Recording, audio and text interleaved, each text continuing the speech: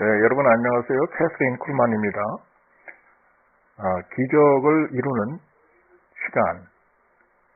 시간이라고 하는 방송 선교 프로그램에 오신 것을 감사합니다. 제가 인디아 콜커다로 신유 사역 집회와 부흥회를 하기 위해서 도착했을 때 제일 먼저 제일 빠르게 저를 인도하는 안내원에게 요청한 게 있어요. 나를 빨리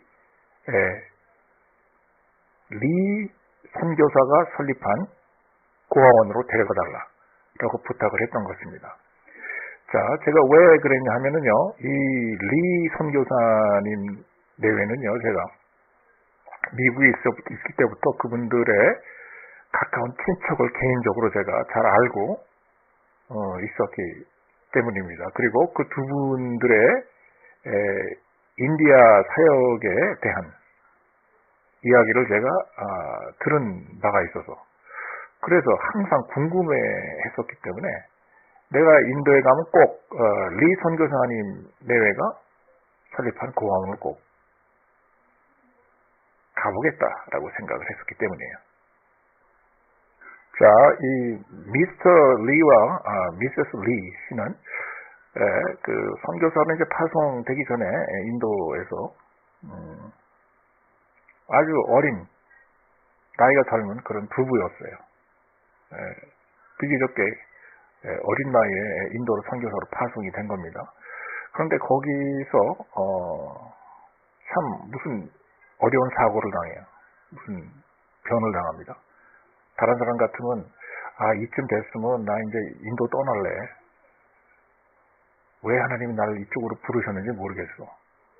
라고 짐을 챙기고 미국으로 다시 돌아왔을 텐데 이분들은 그렇게 하지 않았어요. 본인들의 역경을 딛고 자기네들의 역경보다 더 큰, 더 훌륭한 일을 해낸 그런 인물이었기 때문에 그리고 그 이야기를 어려서부터 이분들의 친척 에게 제가 직접 그 이야기를 들어왔기 때문에 제가 인디아에 언젠가 꼭 가게 되면 꼭 이 리 선교사 내외가 설립한 고아원을 내가 꼭 한번 가볼 것이다 라고 늘 생각을 저 캐서린 쿨만은 해왔던 것입니다. 그래서 리 내외는 오랜 동안 기도와 준비 끝에 하나님의 확실한 그러한 선교사로의 부르심을 받고 인디아로 이제 파송이 됐던 거예요. 미국에서 선교사로. 어디서 파송되냐 하면은 미국의 감리교 재단에서 지명받아서 파견이 됐던 것입니다. 정말 사랑스러운 두 커플이었어요. 하나님의 그들의 젊은 나이와 시절 때부터 하나님에게 그들의 삶을 완전히 봉헌하기로 했던 그런 사람들입니다. 그래서 많은 도전이 있을 거라는 것을 인지하고도 그 어려운 불모지인 인디아로 갔던 것이에요. 그리고 그렇게 갈 때는 확실한 하나님의 뜻 가운데 이들이 있다라는 확신을 가지고 갔던 겁니다. 그리고 인도에 가서 위대한 일을 해냈어요. 모든 면에 있어서 하나님 앞에 충실했던 그런 분들이에요. 인도에서 열심히 사역을 했습니다. 그리고 물질적으로 풍족했던 것도 아니라 겨우겨우 근근히 삶을 이어가고 생활을 이어가는 정도 수준의 그 물질 지원밖에는 없었지만 그래도 만족하면서 기쁘게 사역을 했어요. 그리고 하나님께서는 이 두 커플에게 7명의 아름다운 자녀를 허락하셨습니다. 자, 1899년도 5월 1일이었어요. 오랫동안 인도에서 사역을 했기 때문에 가족 단위로 조금 휴가가 필요했다라고 생각을 했었습니다. 이 두 커플이 너무 힘들게 어렵게 일을 하고 사역을 했었거든요. 열심히 죽도록 일한 다음에는 쉼의 시간을 가져야 되잖아요. 당연한 거 아니겠어요? 누구에게나. 또한 그들의 자녀, 조그만 아이들, 걔네들 역시 부모 따라 휴식의 시간을 갖는 그러한 일종의 방학 기간이 좀 필요했었던 겁니다. 그래서 이제 콜커다시를 좀 벗어나서 콜커다 외곽으로 이제 나가기로 했었대요. 그래서 가는 김에 자기네들 자녀들도 같이 데리고 이제 외곽으로 벗어나기로 했다 이거죠. 칼가다를 벗어날 수 없고 장관이 수려한 그러한 산으로 이제 방학을 가서 좀 자녀들과 시간을 보내기로 했던 겁니다. 너무 조용하고 공기도 맑고 좋았어요. 그런 자연을 만끽하면서 자녀들과 같이 즐기는 시간을 원했던 겁니다. 그런데 거기서 이제 충분히 휴식을 하고 이제 칼가다로 돌아갈 때가 됐는데, 그런데 웬일입니까? 공기도 맑고 자연 경관도 아름답고 아늑하고 하니까 이 자녀들이 말이에요. 돌아가길 원치 않는 거예요. 칼가다로. 계속 거기에 있자 이겁니다. 부모님들에게 졸라대기를. 그 부모네들은 돌아가야 된다고 칼가다로 사역지로 그렇게 얘기를 했지만 애들이 막 졸라대는 거예요. 엄마 아빠 조금만 더 하루만 더 이틀만 더 조금만 더 있다 가자 이러면서 졸라댔던 겁니다. 그래서 하도 아이들이 졸라대니까 애들이 원하는 대로 며칠 더 거기서 이제 시간을 보내기로 했었어요. 좀 장성한 애들은 이제 6명이었고 1명은 이제 갓난 애기였어요. 리 여사님이 항상 안고 다녔죠. 그래서 그들이 이제 휴가를 위해서 빌렸던 그 조그만 집에서 이제 머물기로 했대요. 그런데 사역지의 일이 바쁘기 때문에 이 리 여사는 애들을 거기다가 두고 사역지로 갔어야 했다고 합니다. 그래서 마음에 잘 내키진 않지만 용기를 가다듬고 아이들을 갖다가 거기 남겨둔 채로 이제 리 여사는 이제 기차역으로 가서 애들에게 작별 인사를 하고 기차를 타고 이제 컬커다로 이제 왔다 이겁니다. 그리고 이제 떠나오기 전에 장녀인 베다에게 신신당부를 했대요. 내가 제일 큰 언니니까 애들 잘 돌봐야 된다. 너만 믿고 떠난다. 라고 하는 말을 남기고 왔대요. 그리고 머지않아 이제 곧 다시 만나보게 될 거니까 걱정하지 말거라 라고 이제 얘기를 했고, 애들은 다 좋아했다고 그럽니다. 그래서 이 리 여사하고 그 남편 미스터 리, 이 두 분이 다 할 수 없이 이제 애들을 거기다 남기고 그리고 칼거다로 이제 사역지로 돌아왔어요. 그리고 애들은 이제 장녀인 비다의 지휘에 따라서 이제 안전한 그러한 가옥에서 이제 지내고 있었어요. 그리고 요리사도 한 명 딸려서 보내줬던 겁니다. 애들이 밥을 먹어야 되니까.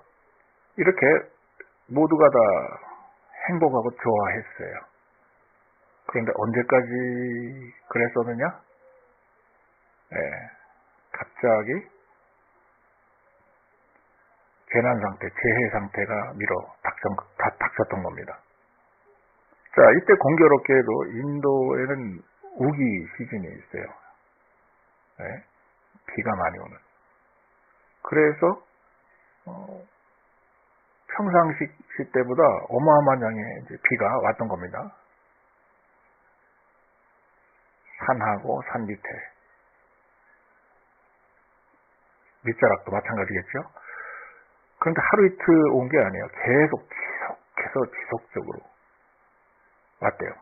하루 이틀 비 오고 끝난 게 아니고 굉장히 오랫동안 비가 왔던 것입니다. 그런데 문제는 뭐였냐? 평소보다 비가 너무 많이 왔기 때문에 비가 적게 왔으면은 그 빗물이 다 쓸려서 하천을 타고 이제 내려갔을 텐데, 다. 강과 바다로. 비가 너무 많이 오니까, 강과 하천이, 소화해낼 수 있는 한계에 다다른 거예요. 그래서 물이 점점, 산기슭 위로 차오르기 시작하는 겁니다. 점점 물의 수위가 높아져요. 강의 뚝을 넘쳐 흐른 거죠. 그러니까. 그래서 물이 어느 정도 올라왔냐 하면 이때 애들이 머물고 있던, 애들과 요리사가 머물고 있던 그 집까지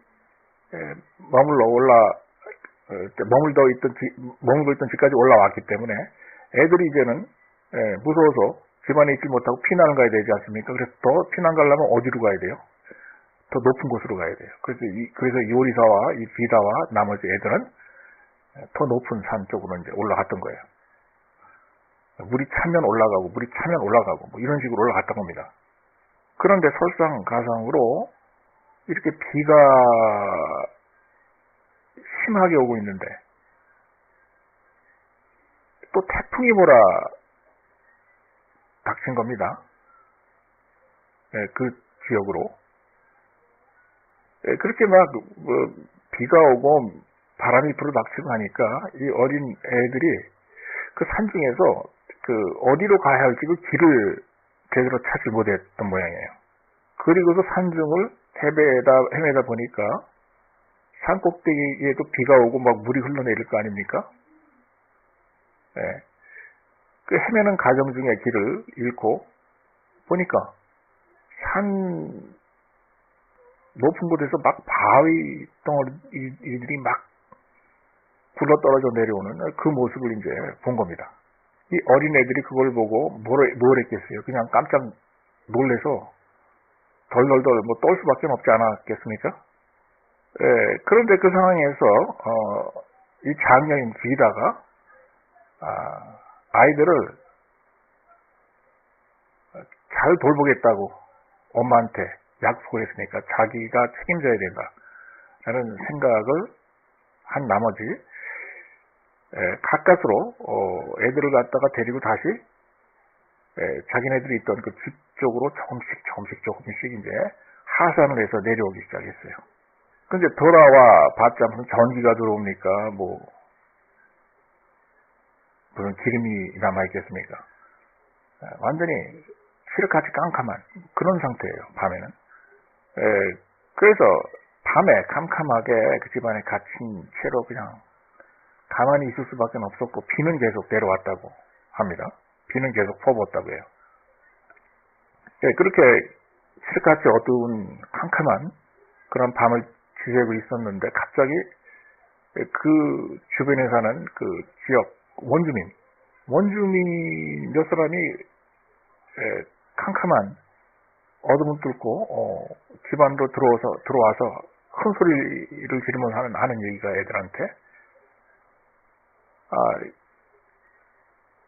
너희 집이 지금 이제 두동강이 날 위기에 놓여 있으니까 빨리 나와야 되겠다. 이러고서 이제 그 경고를 하러 들어왔던 거예요. 어둠 캄캄한 데서 이 아이들은 아무것도 모르는 상태에서 집으로 그냥 집안 안에 들어가서라도 그냥 대피를 해야 되겠다. 캄캄하지만. 그리고 앉아있으면서 아무것도 몰랐는데 그 밖에 있었던 원주민들은 집이 어떻게 지금 파손되어지고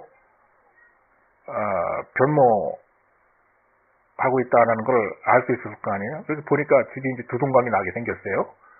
그 홍수 때문에. 그래서 여기 있는 애들을 구하려고 막 뛰어 들어왔던 거예요. 너희들 두동강이 나게 생겼으니까, 집이 파손되게 생겼으니까, 물에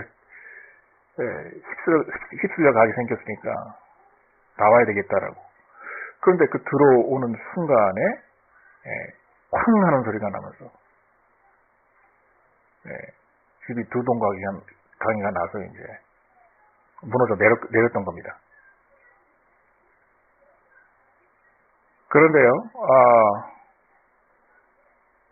그 사고가 일어난 다음에 어떤 그 남자의 한 명만 구조가 됐거든요. 그리고 이 구조된 애도 3일 동안 의식이 없었습니다. 3일 후에 깨어났는데 얘가 뭐라고 증언을 하냐. 그 집이 두동강이가 나가지고 떠내려가는 그런 상황에서 그 맏딸 비다는 다른 애들 보고 서로 손을 잡으라고 한 다음에 천국에 있는 하늘로 올려봤대요. 하늘을 올려다보고 있었는데 그 살아남은 남자아이의 증언에 의하면은 그 사고가 나는 과정 중에서도 그 얼굴이 천사와 같이 빛이 났다고 그렇게 얘기를 합니다. 집이 떠나가는 판에 애들 보고 다 같이 손잡자 하고 마지막 순간을 하늘에 계신 하나님 아버지를 봤다는 얘기예요. 그리고 그 얼굴에서는 광채가 천사와 같은 광채가 나타났다. 이렇게 얘기를 하고 있습니다. 생존한 아이 한 명이 있었는데 그 아이의 증언이 그렇습니다. 마지막 순간까지도 하나님의 영광이 그 아이와 함께 했던 거예요. 그리고 더욱더 놀라운 거는요, 그 비다라고 하는 맏딸 장녀가 이런 얘기를 했대요. 집이 떠내려가는 순간에 아이들의 손을 잡고 얼굴에 천사와 같은 그런 빛을 발하면서 자기 동생들한테 그랬대요. 자, 얘들아,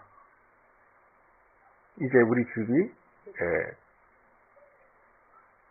두동강이 나서 떠내려간다. 자, 같이 손을 잡자. 이제 우리는 다 같이 천국으로 가는 거다. 라는 말을 남겼다고 합니다. 이제 우리는 전부 다 곧 다 같이 천국에 있을 거야. 라는 말을 남겼대요. 동생들의 손을 잡고. 그리고서는 더 큰, 뭔가가 크게 파손이 되는 그러한 그 소리가 났고, 그렇게 집은 이제 떠내려갔다 파괴가 됐다고 이렇게 얘기를 하고 있어요. 살아남은 아이가 증언한 겁니다. 그리고서는 이 애가 기억할 수 있는 건 이제 그게 전부라고 합니다. 그 아이는 더 이상 기억나는 게 없대요. 그리고서는 뭔가 이 아이도 강탈을 해가지고 이 아이의 몸이 뭔가에 얻어맞고 한 200피트 정도 떠내려갔다고 합니다. 언덕 아래로. 그리고 한참 후에나 그 마을 원주민들에게 그리고 구조대에게 발견이 돼요. 자, 이 재난의 소식을 이제 컬거다에 있는 리 내외가 전달받았습니다. 전해 듣고 유일한 생존자는 윌버라고 하는 남자아이 하나밖에 없다. 라는 얘기를 듣고 다시 그 애들이 있던 그 산마을로 향하기 시작했어요. 정말 어렵게 무거운 발걸음을 슬프게 옮겼을 거예요. 리 여사가 나중에 그 회고록에 그렇게 서술을 했습니다. 가는 길이 너무나 슬펐다고, 돌아가는 길이.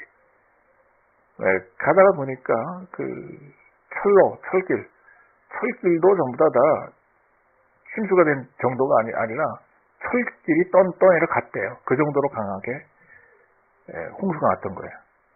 그래서 철로가 없어졌다고 하더라고요. 그래서 길도 없는 곳을 걸어서 그리고 기어 올라가다시피 해가지고 갔다고 합니다. 그 가는 길만 해도 얼마나 힘이 든 여정이었는지 하나님만 아신다고 그렇게 서술을 했습니다. 그래서 천신만고의 고생 끝에 그들이 이제 집에 도착했대요. 집이 있었던 위치.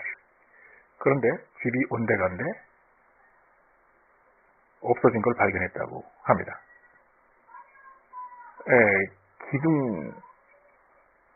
기둥 한 조각,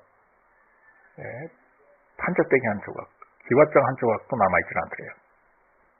집안에 있던 가구는 뭐 온데간데 없이 다 홍수에 밀려 다 떠내려 갔더래요. 그야말로 집에 있었던 그 흔적조차가 사라졌다고 합니다. 그리고서는 이 리 여사님은 자기 아들 14살 먹은 유일한 생존자, 그 아들이 누워있는 병원으로 리 여사님을 누군가가 데려갔대요. 그런데 이 애가 병원에 도착한 엄마한테 그러더래요. 엄마, 사실은 자기도 죽는 거였다. 그리고 같이 떠내려왔다. 그런데 하느님께서 엄마에게 이 소식을 전하게 하기 위해서 나를 살게 주신 것 같다. 라고 엄마한테 그런 이야기를 하더랍니다. 하나님께서 마지막 순간에 일어났던 그 일들을 자기가 본 대로 엄마에게 증언할 수 있도록 유일하게 자기만 살아나게 한 것 같다. 사실은 원래 자기도 죽어야 되는데 이런 그때 당시 느낌을 어린애가 얘기를 하더래요. 14살 먹은 애가. 그래서 엄마는 얘가 무슨 소린가 해가지고 너 움직일 수 없으니까 아무 말도 하지 말고 그냥 누워있어라. 침대에 쉬거라. 라는 얘기를 했는데도 불구하고 애가 그러더래요. 아니다. 꼭 엄마한테 할 얘기가 있다 이거예요. 꼭 할 얘기가 있고 꼭 이 말을 전해야 된다 엄마한테. 그러면서 불편한 몸을 일으켜 세워서 말을 하더랍니다. 그리고 그 14살 먹은 아이는 리 여사에게 지금 조금 전에 제가 말씀드렸던 비다 양의 마지막 모습과 나머지 형제들의 마지막 모습을 이제 이야기를 해주고 전달해 줬어요. 엄마에게. 그런데요,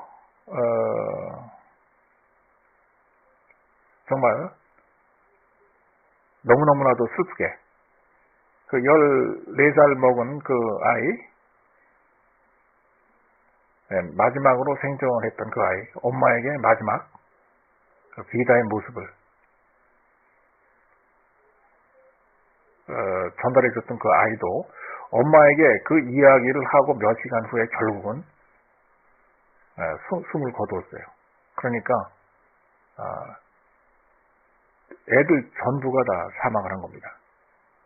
마지막 한 아이만 극적으로 구출되어 가지고 살아난 줄 알았는데 엄마가 도착하고 몇 시간 후에 자기가 본 것을 마지막으로 얘기하고 그리고 몇 시간 후에 또 세상을 떴던 거예요.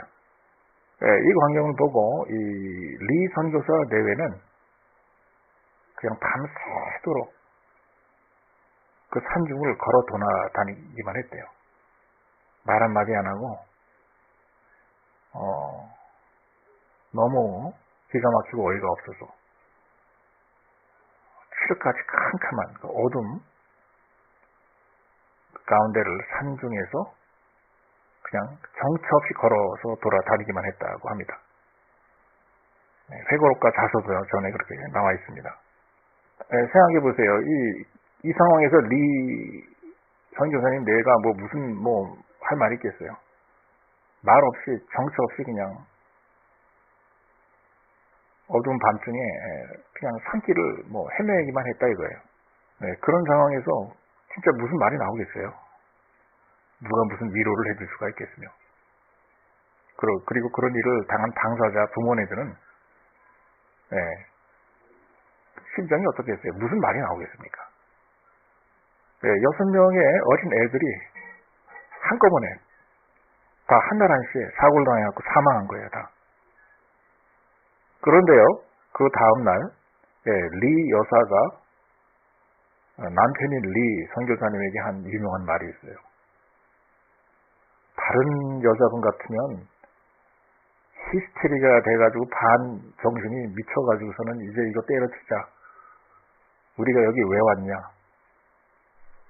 자, 이제 돌아가자. 이제 여기까지다. 뭐 이러고서 이제 뭐 난리가 났을 텐데, 이 리 여사님이 선교자 남편이신 리 선생에게 한 유명한 말이 있습니다. 이 엄마가 리 여사님이 그러더래요. 자기 남편에게. 선교사님, 우리가 여기서 패배하면 안 됩니다. 우리 패배한 거 아니에요. 우리 이렇다고, 이런 일이 일어났다고 우리의 신앙이 패배한 건 아닙니다. 우리 하나님이 패배한 건 아니에요.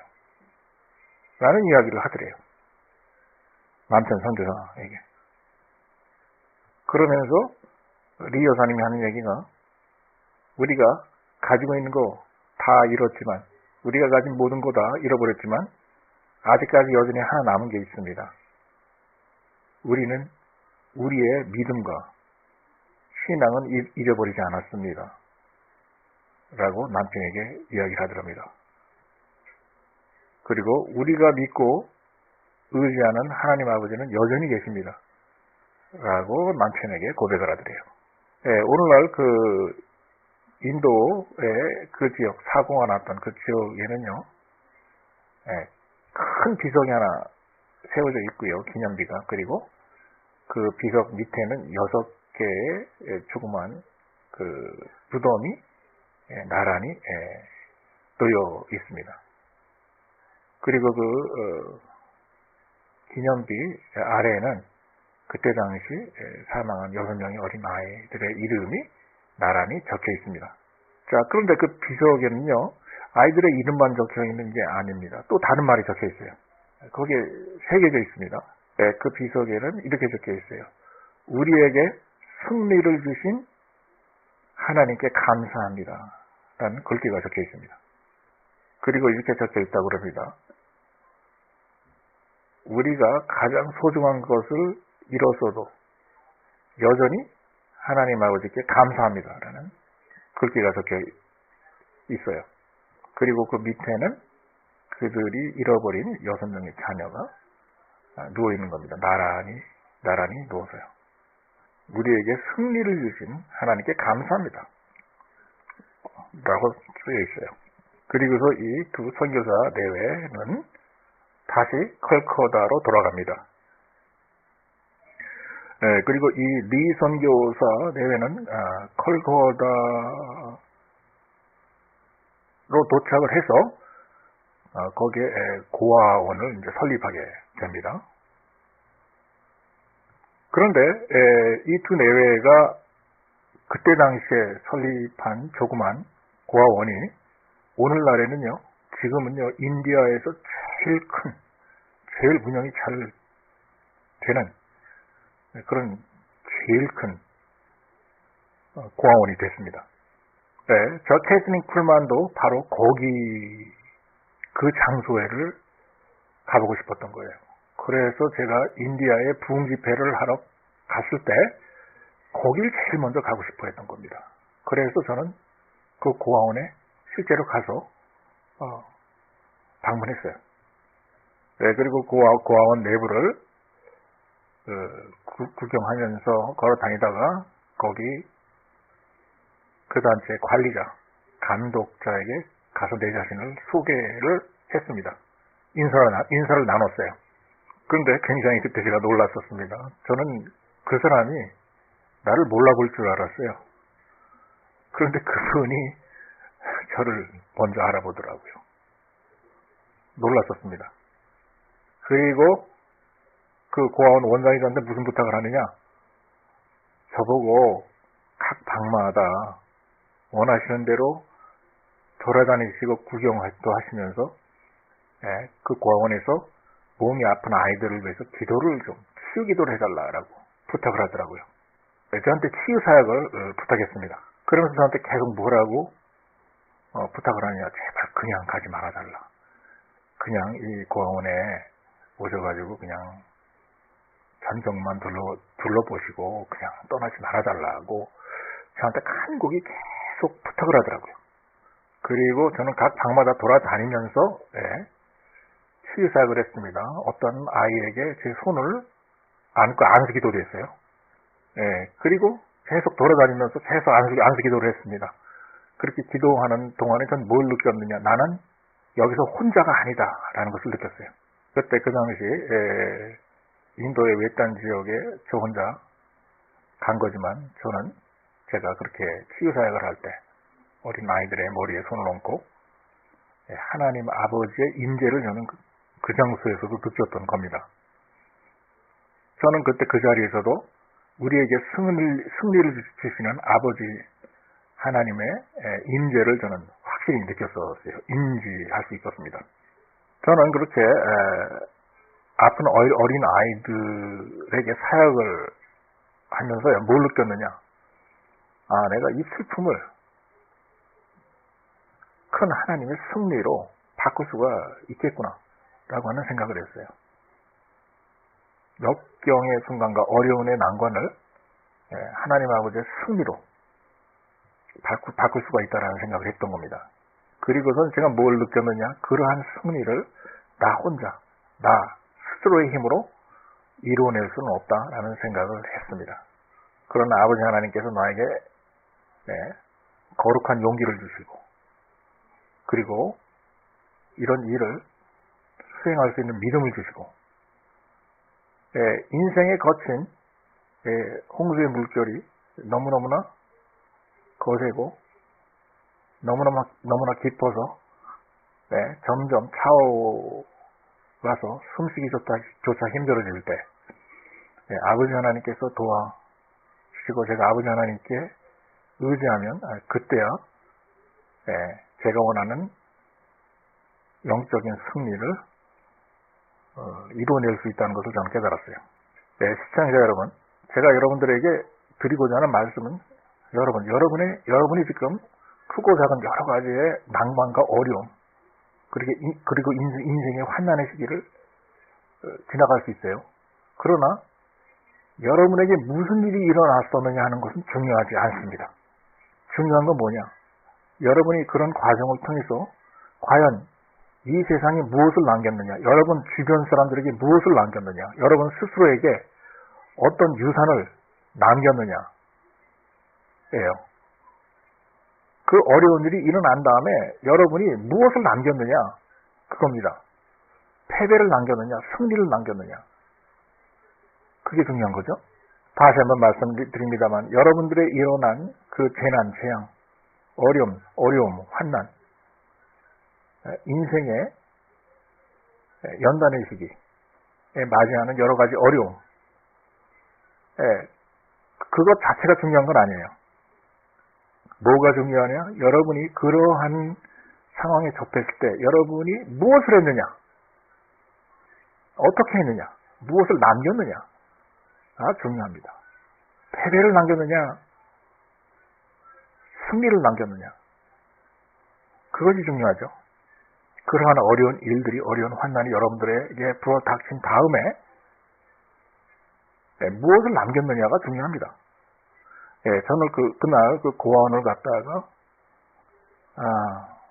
수도 없이 계속 빙글빙글 돌면서 몇 마일씩이나 돌아다녔습니다.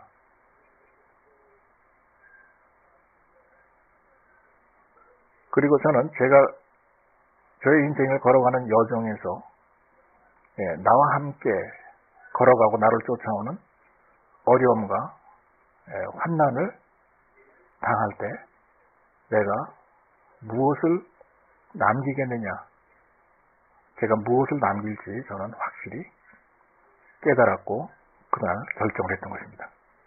여러분, 저 체스니 쿨만도 상당히 인생에 어려운 시기가 많았었어요. 물이 제 입까지, 콧구멍까지 차오르는 그러한 어려운 시기도 있었습니다. 그리고 수많은 밤을 밤하늘의 별을 쳐다보면서 번민하게 휩싸여 한숨을 내쉬는 그러한 날들도, 그런 밤도 많았어요. 그런데 여러분, 혹시 여러분들은 그러시지 않나요? 혹시? 그런 적이 없으신가요? 이 방송을 듣고 계시는 여러분들 많으실 텐데, 여러분들은 혹시 그런 적이 없으셨나요? 그리고 혹시 지금 이 방송을 들으시는 이 순간에도 혹시 그러고 계시진 않나요? 그래서 너무나 마음에 의지할 곳이 없기 때문에 이 방송을 혹시 듣는 건 아닐까요, 여러분? 여러분, 시청자 여러분도 만약에 인간이시라면은 분명히 여러분 삶에도 어려움이 있습니다. 그것도 큰 어려움이 있을 수 있어요. 아마 오늘 없을 수도 있습니다. 그리고 내일도 없을 수도 있어요. 그러나 누구에게 다가올 수 있습니다. 혼자서 밤하늘을 올려다보며 시름에 잠기는 그런 순간, 이제 난 어떻게 해야 되나 라고 한숨을 내쉬는 그런 순간이 다가올 수 있어요. 그리고 여러분 주변에, 그리고 이 세상에 그 어느 누구도 여러분들을 위해서 보호해 주려고 한다거나 염려해 주려고 한다거나 위로해 주는 사람이 하나도 없구나, 그렇게 해줄 수 있는 사람이 하나도 없구나, 그 정도로 어려운 상황에 내가 지금 처해 있구나 라고 느끼실 수가 있습니다. 인생을 살아가노라면. 그리고 심지어 무슨 생각까지 드느냐, 혹시 하나님께서 너무 열심히 일을 하시다가 나를 위해서 이 일을 하시는 도중에 무슨 실수를 저지르신 건 아닐까, 이건 하나님의 실심이 틀림없어, 이럴 수가 없어 라는 생각이 들 정도로 그러한 어려움을 당할 수도 있습니다. 그러나 하나 명심하세요. 여러분이 하나님을 붙잡고 있는 한 하나님께서는 절대 여러분 실망시키지 않습니다. 여러분 버리지 않아요. 하나님께서는. 여러분은 머지않아 예수 그리스도 안에서는 패배란 있을 수 없다라는 것을 깨닫게 되실 거예요. 중요한 건 뭐냐? 여러분이 직면한 어려움과 환난과 고통, 그것을 가지고 무엇을 하느냐, 뭘 남기느냐, 어떤 일을 하느냐, 승리를 남기느냐, 패배를 남기느냐, 이것이 중요한 거예요.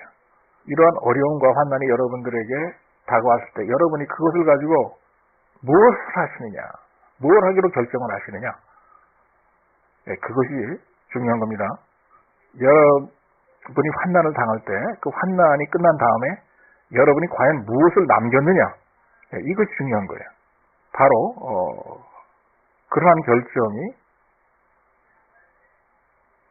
여러분의 신앙의 결과와 신앙의 운명을 만들어내는 거예요. 시청자 여러분, 여러분께서 지금 남들에게 말하지 못할 크고 작은 어려운 일들을 많이 지나가고 그리고 경험하고 있는 줄 압니다. 여러분, 하나님 안에서 올바른 선택을 하심으로써 여러분의 환난을 통해서 더욱더 큰 승리의 세계로 진입하시고 하나님께서 주시는 구원하심과 그 도우심을 발견하는 그런 여러분이 되시기를 간절히 바랍니다. 여러분의 어려움과 환난을 통해서 승리하시는 사람들이 되시기를 기원합니다. 감사합니다.